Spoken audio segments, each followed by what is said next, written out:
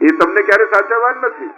તમે જેટલું મોટું ઘર બાંધો પણ તમારે જ એને સાચવવાનું છે. એને એમ થાય કે ના હમણાં ઘરમાં લગ્ન છે, હમણાં તૂટવું ફૂટવું નથી, હમણાં બધું સારું રહેવું છે, એ તમારી ચિંતા કરે? ક્યારે ન કરે. હંમેશા આપણે જ એને સાચવવાનું. અને જયારે તમારે એને સાચવવાનું હોય એટલે જીવનમાં દુઃખ આવવાનું. કારણ કે નાશવંત કહ્યું કોઈ દુઃખની આકાંક્ષા નથી રાખતું, છતાંય દુઃખ કેમ આવે? સમજાવતા કહ્યું કે જ્યાં દુઃખ છે ત્યાં માણસ સુખ શોધે છે, એટલા માટે દુઃખી છે. સંસાર તો દુઃખમાલય છે જ. કોઈ ને કોઈ પ્રકારથી દુઃખ આપનારો આ સંસાર છે. અને ત્યાં જો સુખની આશા રાખશો તો ત્યાં કાયમ સુખ મળવાનું નથી. સુખનો આભાસ સંસાર. જેમ અરીસામાં દેખાતી હોય, જેમ પાછળની કોઈ વસ્તુ અરીસામાં દેખાતી હોય અને તમારે વસ્તુ જોઈતી હોય તો અરીસા તરફ જાઓ તો મળે કે અરીસાથી દૂર જાઓ તો મળે? દેખાય છે પ્રતિબિંબ છે. એમ જ સંસારમાં દેખાતું સુખ એ પરમાત્માનું પ્રતિબિંબ છે. જે સંસારમાં સુખ રૂપે ભાષે, સંસાર તરફ જશો તો નહીં મળે, એનાથી દૂર જશો તો મળે. કહ્યું સુખ તો પરમાત્માના ચરણોમાં છે. સુખસ્ય મૂલમ ધર્મ. સુખનું મૂળ ધર્મમાં છે. પરમાત્મા આનંદ રૂપ છે. અને જયારે પરમાત્માના ચરણ પકડીશ તો જ અખંડ આનંદનો અનુભવ થશે. આગળ પ્રશ્ન કર્યો છે આ સૃષ્ટિનું સર્જન કઈ રીતે થાય છે? હું ભગવાનના નાભીમાંથી કમળમાંથી બ્રહ્માજી પ્રગટ થયા. બ્રહ્માજીએ મનુ અને શત્રુપાને પ્રગટ કર્યા. આ પ્રથમ દંપતી કહ્યું કે તમે મૈથુની સૃષ્ટિનો વિસ્તાર કરો. કહ્યું કે અરે સૃષ્ટિનો વિસ્તાર ક્યાંથી કરીએ? સૌથી પહેલા પૃથ્વીને બ્રહ્માંડમાં પ્રસ્થાપિત તો કરો. એવું વાતાવરણ તો બનાવો કે ત્યાં સૃષ્ટિનો વિસ્તાર થઈ શકે. પૃથ્વીને તો હિરણ્યાક્ષ રસાતલમાં લઈ ગયો. આમ કહેતા જ બ્રહ્માજીની નાસિકાથી બોલો વરહ ભગવાન કી જય. વરહા રૂપે ભગવાન, શુકર રૂપે ભગવાન પ્રગટ થયા. કારણ કે પૃથ્વીને શોધવાની છે ને. પૃથ્વીનો ગુણ ગંધ છે અને ગંધ નાસિકાથી લેવાય, એટલે નાસિકાથી ભગવાન પ્રગટ થયા. આજે પણ શુકરને જોશો ને પૃથ્વીને સૂંઘતો છે. કારણ કે પૃથ્વીને શોધવાની. ભગવાન સાથે ભગવાન વરાહ ભગવાન રૂપે આવ્યા અને ભયંકર યુદ્ધ થયું છે હિરણ્યાક્ષ જોડે. હિરણ્યાક્ષ કોણ છે? હિરણ્ય એટલે સોનું અને અક્ષ એટલે આંખ. જેની આંખ કેવલ પૈસા તરફ જ છે એ હિરણ્યાક્ષ વૃત્તિ. આ સાધન છે સત્કર્મ કરવાનું, સુખ લાવવાનું, સાધનો લાવવાનું. પણ હંમેશા જેની દ્રષ્ટિ પૈસા તરફ જ રહે છે, ધનને જ જીવન કરતા વિશેષ પ્રાધાન્ય જે આપે છે એ હિરણ્યાક્ષ વૃત્તિ. માણસ એનાથી બચે. ઊંઘનો ભોગ આપીને મોંઘો પલંગ લાવવાની કોશિશ નહીં કરવી. ભૂખનો ભોગ આપીને મોંઘું ભોજન લાવવાની કોશિશ નહીં કરવી. સુખનો ભોગ આપીને ધન ભેગું કરવાની કોશિશ નહીં કરવી. કારણ કે આ બધું જીવવા માટે, જીવનના સહાયક છે. પણ જીવનનો ભોગ આપી કેવલ વસ્તુઓને ભેગી કરશો તો એકલા રહી જશો. જીવનમાં સાથે કાંઈ નહીં. ગમે તેટલી વ્યવસ્થા, ગમે તેટલી ઓળખાણ. એક રાજા, એક વ્યક્તિ હતો ને, મને બધા ઓળખે, રાજાથી લઈને સિપાહી ને પ્રધાન બધા મારી જોડે ઓળખાણ. જે કામ કઈ પણ જરૂર પડે એના ગુરુને કાયમ કે કાંઈ પણ કામ પડે તો મને યાદ કરજો, કાંઈ પણ કામ પડે તો મને યાદ કરજો. ત્યારે ગુરુએ કહ્યું કે મારે જવાનો સમય થયો છે. આ નાનકડી ટાંકણી મારે બહુ કામ લાગે. આ નાનકડી સોઈ છે, સીવવામાં, કંઈક કાંટો લાગી જાય તો કાઢવામાં, અને મારે હવે વૈકુંઠ જવાનો સમય થયો છે. એમ કર આટલી ઓળખાણ છે તો આ ટાંકણી વૈકુંઠ કે સ્વર્ગમાં મોકલાવી દેશે. ત્યારે કહ્યું કે આ તો ક્યાંથી થાય? તો કહ્યું કે તો પછી તારી ઓળખાણ શું કામ થાય? કારણ કે સંસાર સુધી સીમિત છે. મારી અંતિમ યાત્રામાં જે સાથે ના આવવાનું હોય એ તો મારા જીવનનું બધું જ ભાર છે. મારે ભાર મળે, કારણ કે જેટલો ભાર વધારે એટલું ઓછું ચાલી શકવાનું. કારણ કે સૌથી નજીક પૃથ્વીના નર્ક છે, એટલે જેટલો ભાર વધારે હશે એટલું ઓછું ચાલી શકશો. ભાઈ નર્કથી આગળ સ્વર્ગ આવશે, સ્વર્ગથી આગળ અન્નલોક આવશે, અને છેક છેલ્લે વૈકુંઠ. એટલે કેટલું ચાલવાનું છે? ઓછો ભાર હોય વધારે ચાલી શકે, અને જેને ભાર વધારે હોય એની યાત્રા ઓછી થાય. કયું? હિરણ્યાક્ષનો વધ કર્યો કોણે? વરહા ભગવાન. વર અહ, વર એટલે દિવસ, શ્રેષ્ઠ, અહ એટલે દિવસ. આપણા જીવનનો શ્રેષ્ઠ દિવસ કયો? જે દિવસે આ હિરણ્યાક્ષ વૃત્તિ આપણા જીવનમાં મરે એ જ આપણા દિવસનો શ્રેષ્ઠ દિવસ. આ આસુરી વૃત્તિ અંતમાં અસુર કોને કહેવાય? સ્વેષુ આત્મેષુ રમણામિતિ અસુરઃ, જે કેવલ પોતાનો જ વિચાર કરે છે એ આસુરી વૃત્તિ. કેવલ શીગડા હોય ને લાંબા દાંત હોય એ જ અસુર ન હોય. જે પોતાના સિવાય બીજા કોઈનું ન વિચારે એ અસુર વૃત્તિ. આ આસુરી વૃત્તિ મરવી એ જ આપણા જીવનનો શ્રેષ્ઠ દિવસ. એ સત્સંગ દ્વારા જાય, એ સેવા દ્વારા જાય, જે રીતે પણ જાય, દર્શન દ્વારા જાય, યાત્રા દ્વારા જાય, જેના થકી પણ જે દિવસે આપણા જીવનમાંથી આ આસુરી વૃત્તિ જતી રહેશે એ જ આપણા જીવનનો શ્રેષ્ઠતમ દિવસ. પૃથ્વીને દાળમાં ફસાવી બ્રહ્માંડમાં પ્રસ્થાપિત કરી છે, ઋતુઓ બની છે, અનુકૂળ વાતાવરણ બન્યું છે અને કહ્યું હવે વૈકુંઠની સૃષ્ટિનો વિસ્તાર કરો. વિસ્તાર કર્યા. 3 પુત્રી થઈને 2 પુત્ર છે. દેવહૂતિ, આકુતિ અને પ્રસૂતિ આ 3 પુત્રી છે. ઉત્તાનપાદ અને પ્રિયવ્રત આ 2 પુત્ર છે.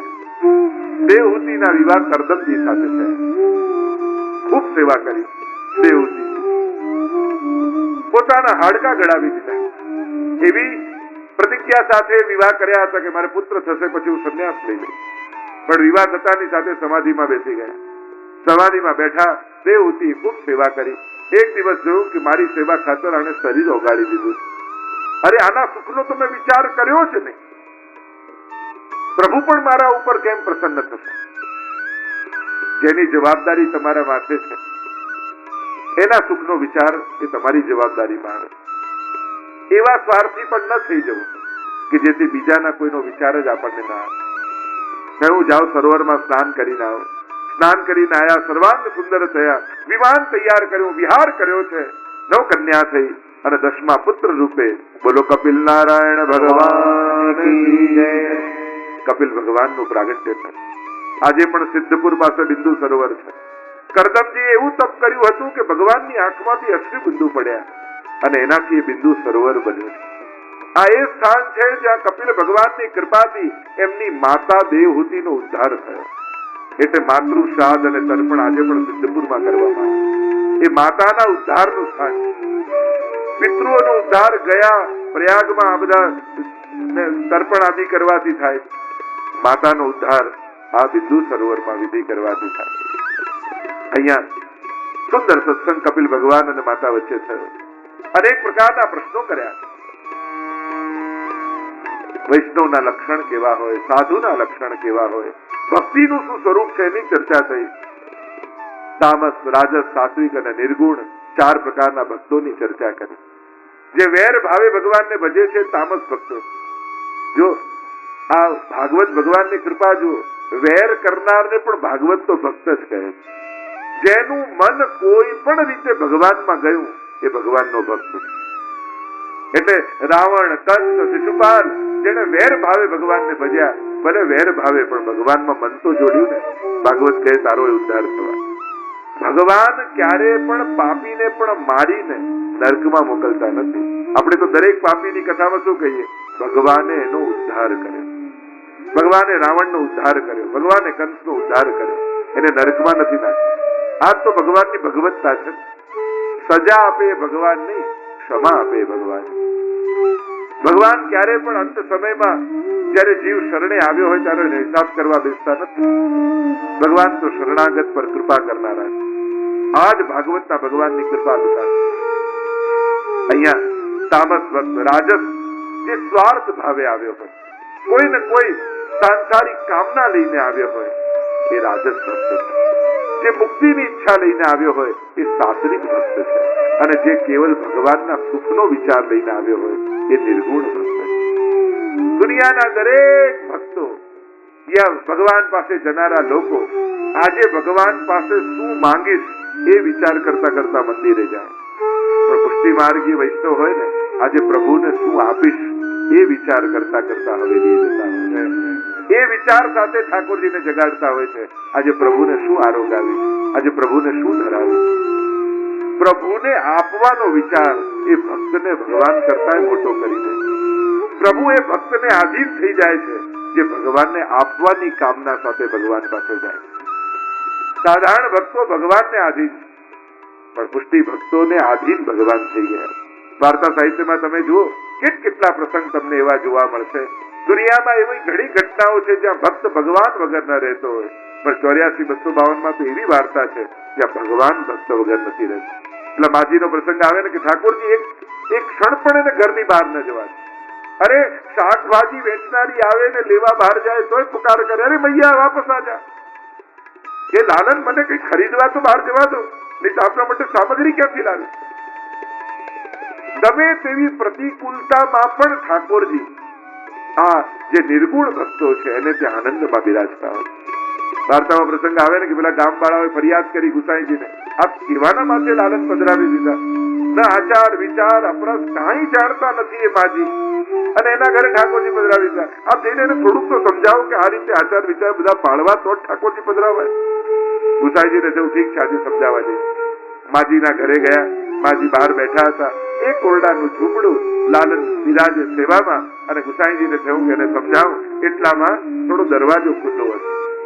માજીને પૂછ્યું શું સમય છે? તો ઠાકોરજીની રાજભોગમાં બાજરીનો રોટલો ધરીને બહાર આવી. ગુસાઈજીએ જ્યાં તિરાડમાંથી જોયું તો એ બાલકૃષ્ણદાસ બે હાથથી રોટલો પકડી અને દાંતથી તોડી રહ્યા. ગુસાઈજી કે જેના ઘરે લાલન આનંદમાં માણતા હોય એને હું શું સમજાવવાનો? બાધનમ બા હરિચ્છયા, અરે પ્રભુ જે આનંદમાં બિરાજતા હોય મારે પછી એને શું આચાર વિચાર સમજાવવા? આવા ભગવતીઓની વાર્તા આવે, કેવા કેવા જીવોની કથા જ્યાં પ્રભુ ગમે તેવા સંકટો અને વિપરીતતાની વચ્ચે પણ પ્રસન્નતામાં રહે છે. 31 અધ્યાયમાં વિસર્ગ લીલાનું વર્ણન કર્યું, 4થા સ્કંદનું 4 પ્રકરણ બતાવ્યા મહાપ્રભુજી. ધર્મ, અર્થ, કામ અને મોક્ષ, જે ચતુર્વિધ પુરુષાર્થ મનુષ્યના છે. દરેક વ્યક્તિએ આ 4 પુરુષાર્થ સિદ્ધ કરવા. ધર્મ, અર્થ, કામ અને મોક્ષ. દરેક માટે સંન્યાસ નથી. ઘણા લોકોને એમ લાગે કે ધર્મ એટલે છેલ્લે સંન્યાસ લઈને મોક્ષ માર્ગે જતા રહેવા, પણ એના 4 આશ્રમ, 4 પુરુષાર્થ. ધર્મ પુરુષાર્થ, દરેકે ધર્મ સિદ્ધ કરવાનો. શાસ્ત્રોમાં જે ધર્મના વિધાનો બતાવવામાં આવ્યા છે એ દરેકે કરવા જોઈએ. અરે દુનિયા ધર્મથી જ ચાલે છે, અધર્મથી થોડી ચાલે. દુનિયામાં દરેક વ્યક્તિ અધર્મ કરવા લાગી જાય તો દુનિયા ચાલી નથી. ધર્મથી ચાલી રહી. દરેકને ધર્મની ઈચ્છા છે. બધા આગળ ખોટું બોલતો હોય એ પણ ઈચ્છે મારી સામે તો સાચું જ બોલવું જોઈએ. બધાને છેતરતો હોય એને પણ જોબમાં કોઈ માણસ રાખવા હોય તો કે કોઈ ઈમાનદાર માણસ હોય ને એને ગોતી લાવે. ઈમાનદારી જ જોઈએ. બધા આગળ ગુસ્સો કરતો હોય એને સામેવાળો તો શાંત જ જોઈએ. અધર્મ કરનારને પણ ઈચ્છા તો ધર્મની જ છે, કોઈ અધર્મની ઈચ્છા નથી રાખતી. અર્થ, દરેકને સુખના સાધનો જોઈએ. કામ, દરેકના જીવનમાં વિવિધ કામનાઓ છે. અને મોક્ષ, આ બધું મેળવ્યા પછી મુક્તિની ઈચ્છા પણ દરેકની અંદર રહે છે. તો આ 4 પુરુષાર્થ સહજ છે, દરેકના જીવનની આકાંક્ષા છે. એટલા માટે તમે જે ગ્રહસ્થ ધર્મમાં જીવી રહ્યા છો, કારણ કે બહુ સંન્યાસીઓના મુખે સાંભળી લીધું એટલે આપણને એમ થાય આ ધન કમાવવું, આ ઘર સાચવવું, આ બાળકોને ભણાવવા જાણે પાપ જ ન કરતા હોય. આ પાપ નથી, આ ધર્મ. ગ્રહસ્થીનો આ જ ધર્મ છે. પણ આપણા મનમાં એવું ફસાવી દેવામાં આવ્યું છે કે આ બધું જે રીતે જીવો છો ને પાપ. અરે ના, સંન્યાસના ધર્મો જુદા હોય. તમે જયારે વૈરાગ્ય ધારણ કરો, સંન્યાસ ધારણ કરો ત્યારે સંન્યાસીના ધર્મમાં, તમે ગ્રહસ્થમાં રહો છો તો ગ્રહસ્થીના ધર્મમાં. એટલે ગ્રહસ્થીના જે ધર્મો તમે નિભાવો છો એ તમારો ધર્મ જ. અર્થ, સુખના સાધનો, કામનાઓ. કામનાઓ જીવનનું બળ હોય છે. કામનાઓ સમાપ્ત થઈ જાય તો માણસને જીવન જીવવાની ઈચ્છા ખતમ થઈ જાય. અને મોક્ષ. ધર્મ પ્રકરણમાં દક્ષ યજ્ઞની કથા આવી. 13 કન્યાઓ યજ્ઞને પરણાવી, ધર્મને પરણાવી 13 કન્યાઓ. 14મી કન્યા સ્વાહા અગ્નિદેવને પરણાવી, 15મી કન્યા સ્વધા પિતૃઓને પરણાવી, અને 16મી કન્યા સતી એના વિવાહ મહાદેવજી સાથે કર્યા. મહાદેવજી સાથે વેર બંધાઈ ગયું દક્ષને, અને સસુર અને જમાઈને વેર બંધાય તો આવી બંને કન્યા, અને પાછા મોટું પદ મળી ગયું, સત્તા મળી ગઈ. જો ઘણીવાર મળેલા ગુણ, પદો, પ્રતિષ્ઠા એ જ માણસના પતનનું કારણ બની જતું હોય. એટલા માટે જીવનમાં જ્યારે પણ સફળતા મળે ત્યારે વધારે સાવધાન રહે. ક્યારે પણ દુર્ગુણોનો અહંકાર હોતો નથી, સદગુણોના જ અહમ આવે. ક્યારે કોઈ વ્યક્તિ તમને એવું જો મારા જેવો ગુસ્સો કોઈ ના કરી શકે, કોઈને ક્રોધ માટે અહંકાર થયું જો મારા જેવો લોભ કોઈ ના કરી શકે, મારા જેવી ઈર્ષા કોઈને ના થાય. ક્યારે દુર્ગુણોનો અહંકાર કોઈને થાય? પણ હા, મારા જેવા પાઠ કોઈને ના આવડે એનો થાય, મારા જેવા કીર્તન કોઈને ના આવડે એનું થાય, મારા જેવો ઉદાર કોઈ નહીં હો, દાતા કોઈ નહીં એનું થાય. એટલે સદગુણ અને સત્કર્મો જે કરે છે ને સાવધાન એને જ રહેવાનું. જેની અંદર કોઈ ગુણ જ નથી એને એની પતનની સંભાવના ઘણી વાર ઓછી થઈ જાય, કારણ કે અહંકાર આવતો નથી. દુર્ગુણ વાળો વ્યક્તિ ઘણી વાર અહંકારથી બચી જાય અને સદગુણ વાળો વ્યક્તિ એક અહંકારને કારણે પડી જાય. એટલે આ અહંકારથી હંમેશા બચે. એટલે ઘણી વાર લોકો અમને કે જે કાંઈ નથી કરતા એને કોઈ નથી કહેતું, તમે પાઠ કરીએ સેવા કરીએ આ બધું સાચવીએ પાડીએ તોય બધા અમને જ ટોકતા હોય. એ પેલું કેટલાક એક છોકરો પપ્પા પાસે આવ્યો ને કહ્યું મારે ધંધામાં લાગી જવું, ઝવેરાતનો ધંધો. પપ્પાએ કહ્યું ઠીક છે, આ હીરા લઈ અને બાજુના ગામમાં આપ્યા અને સ્ટેશને છોડવા આવ્યા. પપ્પા ટ્રેનમાં બેસાડવા છોકરાને, પહેલી વાર જતો હતો ધંધામાં અને બેસાડ્યો સીટ ઉપર. કહું જો સાચવજો, આ જાય બાથરૂમ તો આ સાચવીને જજે, સાથે લઈ જજે, તકિયા નીચે રાખી જજે, જોતો રહેજો, હાથ લગાવતો રહેજે. હીરા છે 100 વાર એને ટોકી દીધો. દીકરો એ કંટાળી ગયો. પપ્પા જો સામે આ બધા છોકરાઓ બેઠા કોઈના પપ્પા એને ટોકે છે અને તમે મને 100 વાર વળી દીધો, આ શા માટે આવું કરો છો? પપ્પા કે એ લોકો ફરવા જાય છે અને તારી પાસે હીરા છે એટલા માટે તને કેવું પડે છે. જે દુનિયામાં ફરવા જ આવ્યા છે એને કાંઈ કહેવાની જરૂર નથી, પણ જેની અંદર ભાવનો હીરો ભગવાને આપ્યો છે એને સાચવવા માટે કહેવું પડે છે કે તમને ભગવાને જે ભાવરૂપી રત્નો આપ્યા છે એ કોઈ ચોરી ન જાય એટલા માટે સાવધાન રહે, એને સાચવતા રહે. અને જેની પાસે કાંઈ જ નથી એને કાંઈ કહેવાની જરૂર નથી. એ તો પુનરપી જનનમ પુનરપી મરણમ પુનરપી જનની જઠરે શયનમ, એની તો આ યાત્રા ચાલતી જ રહેવાની. પણ જેને આ જન્મમાં તરી જવું છે એને સાવધાન રહેવું પડે. અહીંયા દક્ષ ને મહાદેવજી સાથે વેર બંધાય. જો વૈષ્ણવ જોડે જયારે પણ વેર બંધાય ને ત્યારે ભગવાન નારાજ થાય. વૈષ્ણવાનામ યથા શંભુ એમ કહ્યું. વૈષ્ણવ મહાદેવજી જેવો કોઈ વૈષ્ણવ નથી. અહીંયા વેર બંધાયું દક્ષ. કહ્યું કે હવે આજ પછી યજ્ઞમાં ભાગ કાઢી નાખ. અપરાધ કાંઈ ને તો મહાદેવજીનો. દક્ષ આવ્યા અને બ્રહ્માજી અને મહાદેવજી ઉભા ન થયા. બ્રહ્માજી મોટા છે એટલા માટે અને મહાદેવજી ભગવાનના ધ્યાનમાં હતા. જે ભક્તિ કરતો હોય એની ભક્તિમાં વિક્ષેપ નહીં પાડે. જે પ્રભુનું નામ લેતો હોય, સેવા કરતો હોય, પાઠ કરતો હોય, બને તો કોશિશ કરજો કે તમારા લૌકિક કાર્યને કારણે એની સેવા ખંડિત ન થાય, એની સેવા અને ભક્તિમાં વિક્ષેપ ન પડે. કદાચ તમે મોડા ઉઠ્યા અને બહેન માળા ફેરવી રહ્યા છે એ દિવસે ચા જાતે બનાવી લેજો. પણ એને માળા મૂકીને ચા બનાવવા જવું પડે.